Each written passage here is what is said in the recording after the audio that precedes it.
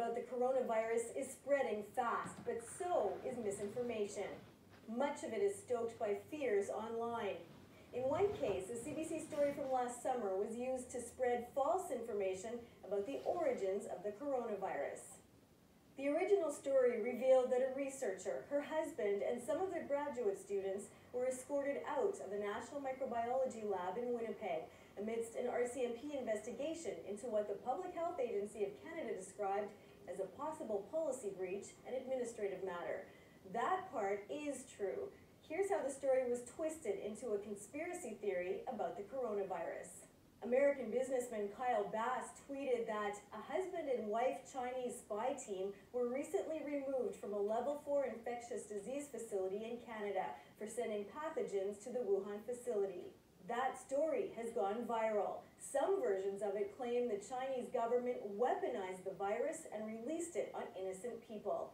One article from a conspiracy blog was shared more than 6,000 times on Facebook. The story even made its way on Chinese-owned social media app TikTok, where a video pushing these claims was watched more than 350,000 times.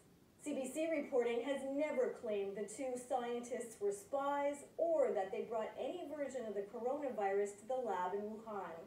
After repeated requests, Canada's Public Health Agency has released this statement. This is misinformation, and there is no factual basis for claims being made on social media. Experts say disinformation about the coronavirus is creating a social panic online.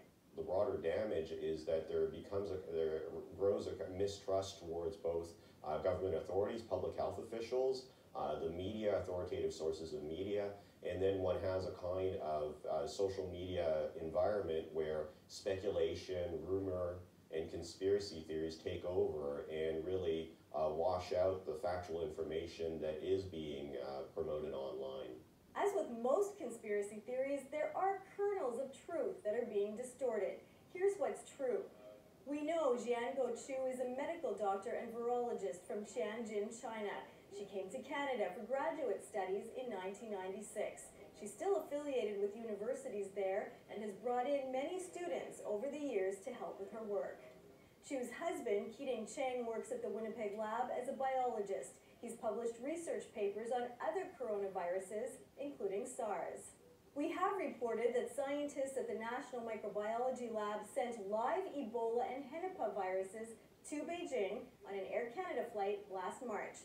The Public Health Agency of Canada said all federal policies were followed, but the agency still has not confirmed if that shipment is part of the RCMP investigation into the two scientists. We do know, contrary to social media posts, that the coronavirus was not part of that shipment. In another story, we reported that Chu made at least 5 trips to China in 2017 to 18. That included one to train scientists and technicians at China's newly certified Level 4 lab. It's in Wuhan and does research with the most deadly pathogens. Again, Canada's Public Health Agency has denied any connection between the RCMP investigation, Chu's visits to Wuhan, or any Canadian research with this coronavirus outbreak. But it won't answer questions on the current status of Chu and Cheng, citing privacy reasons. The Canadian government still has to release a lot of information, but it is in no way related to the disinformation we're seeing about bioweapons and spies.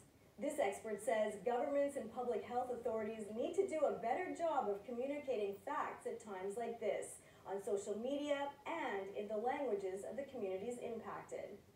It's incredibly challenging during fast-moving outbreaks of any type of disease to balance between information to keep the public safe and prevent something becoming a massive epidemic, and also trying to provide truthful information, and then finally providing enough so that you don't end up with a vacuum, which is where disinformation can flourish.